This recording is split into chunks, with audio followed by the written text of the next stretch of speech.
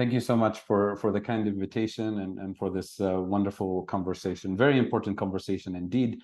And I wanted to address this from a global South perspective. And if I were to summarize my intervention maybe in one statement, is that there are some fundamental structural imbalances in the global economy that happen to be the imbalances with which the global South in particular struggles the most. And if we address these structural imbalances that are represented in the structures of the financial and trade architecture, if we address them, we will be able to move forward with stronger wage-led growth, both in the global South and in the global North. And that's the kind of social contract, the new social contract that all of our governments need to address. So that's kind of the summary of my talk, and I'll go into details in the next few minutes. And I'm putting in the chat here a link to a recent report that I had the pleasure of participating in from an African perspective that sort of summarizes some of my points here. So with that, I hope you're able to see my slide. This is the report. It's produced by an independent group of experts focusing on the just transition and development issues in Africa, and my remarks will draw from this. So here are the fundamental structural deficiencies that we struggle with in the global South. And of course, the most obvious one is high external debt. But that in and of itself is actually a symptom of much deeper structural issues that I'll summarize in 3 points. One is energy deficits, and this applies to even a country like Nigeria that is a major exporter of oil, but today Nigeria imports 100% of its gasoline, for example. Mexico imports 50% of its gasoline from the US, a major oil exporter, of course, Mexico is. So this is a structural deficiency in the global South. Number two, it's food deficits. Africa today imports 85% of its food when we used to be the breadbasket of the world. And third, and most important for our conversation, is the fact that in the global South, we've been assigned the role of either being purely extractive exporters of raw materials or assembly line factories, low value added manufacturing, whereby we import the technology, the capital, the fuel, the intermediate components, and we rely on low cost labor racing to the bottom and a constant pressure to race to the bottom in terms of wages and working conditions in order to assemble finished products and export them with low value added content.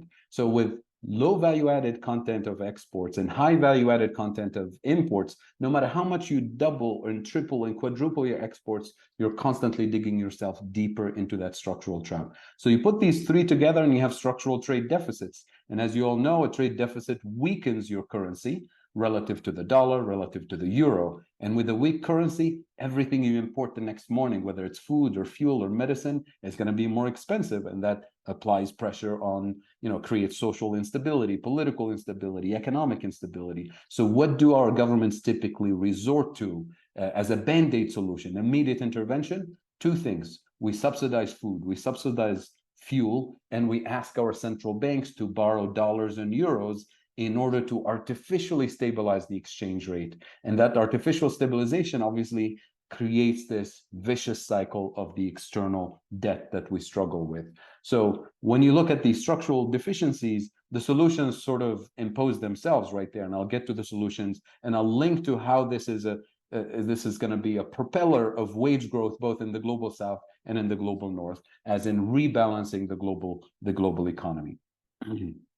So this is the big picture at the biggest macro level. That green line, if you look at it, it starts close to zero and then dives deeper towards $2 trillion of net financial flows moving from the global South to the global North. That is, if you net out all global financial transactions between global North and global South, including trade, FDI, remittances, even debt and interest payment and debt relief and debt cancellation, all of it translates to $2 trillion moving in the wrong direction. So this is creating a significant imbalance and of course a huge burden in the global South.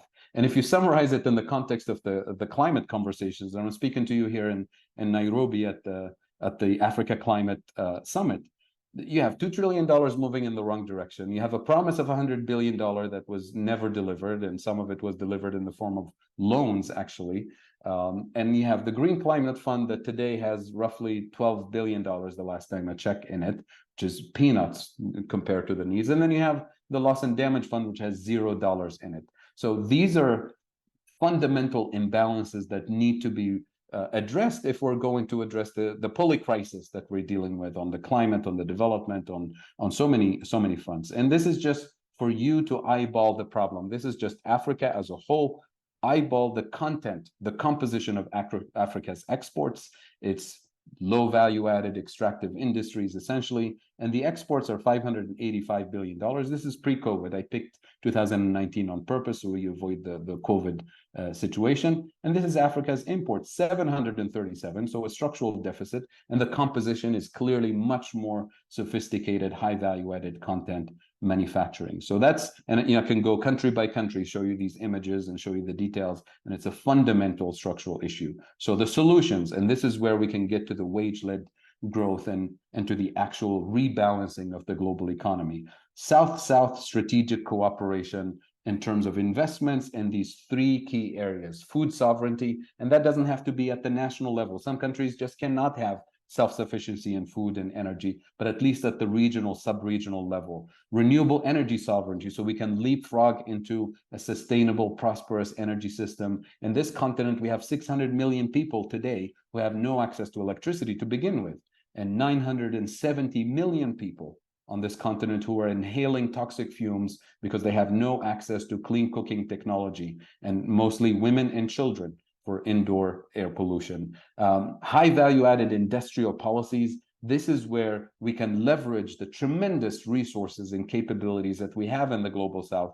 Think of the strategic minerals, or what some people call critical minerals, that are mostly in Latin America and in Africa and some Pacific Island nations, that can be used to industrialize, not for exporting energy to the global north, but for delivering energy to the millions of people who need it and building the foundations of a sustainable and prosperous economy, because there's no country in the world that can function without food and without fuel. So these are the building blocks. And then on top of this, there is a need for restructuring the global financial architecture and the international trade system that created these structural deficiencies and forced millions and millions of workers in the global South to race to the bottom by design, by government policy. And that, of course, affects workers in the global North, because the outsourcing of industries and manufacturing and the constant pressure that workers struggle with in terms of collective bargaining and so on. And I'll come to a conclusion as to what are the fundamental big picture issues that we've dealt with over the last 100 years in the global South, in Africa in particular, and why it's important to reverse course in this sense. And my concluding statement is this: there are three major economic blocks in the world today, and we know who they are. It's Europe, it's the United States, and it's China. And these are economic blocks that have a 100-year vision looking forward in terms of where they position themselves economically, geostrategically, and so on. And every country in the world has the right to do that. And what we're asking our leaders in the global South is to position themselves as well in that 100-year vision. Because if you're the US, if you're Europe, if you're China, you're going to use your economic diplomacy, you're going to use incentives to position every other country where you want to see them in that geopolitical map. And that's totally fine. And if we as leaders in the global South don't have a vision for ourselves, we're already part of somebody else's vision. And that vision for the last several hundred years in the colonial times, of course, was we're the place for cheap raw materials, we're the place to dump the industrial output, we're the place for exotic tourist destinations at low cost, of course, and we're the place where obsolete technologies are outsourced for assembly line manufacturing, and we call that development and trade and technical assistance. So that can't be the vision we have for the global South moving forward. And if we undo these types of strategies that are imposed on the global South, then we allow the global South to become self-sufficient, reliant, with strong wages and strong social contracts, and that in and of itself will be reflected back in the global North and the rest of the world, so that we stop outsourcing jobs, so that we stop pressuring workers in the global North to settle for lower wages and lower working conditions. And that's the vision that I have in just those few minutes that I was allowed to have. And thank you again for your for hosting this and for listening. Asante sana. Thank you so much, Fadhel Kaboub, and thank you for bringing in the perspective of the Global South and the whole issue, how we can address these structural imbalances, which is really huge. I think you gave us some ideas there. And what is really important to highlight is also that if we do address these structural imbalances, it will actually lead to higher growth for everybody. So it's really a win-win solution. Yet it's so difficult to get there. So that's, I guess, is the $100,000 question. Much. And Fadhel Kaboub, what would be your key takeaway from this session? Well, my main message is really echoing and resonating a lot that has been said about minimum wage, bargaining power, but most importantly, addressing global structural imbalances that I tried to convey in this brief presentation, because it does cut across the entire world. If workers in the global south are driven to lower working conditions, lower wages, racing to the bottom, it also feeds into weakening labor movements in the global north and the rest of the world.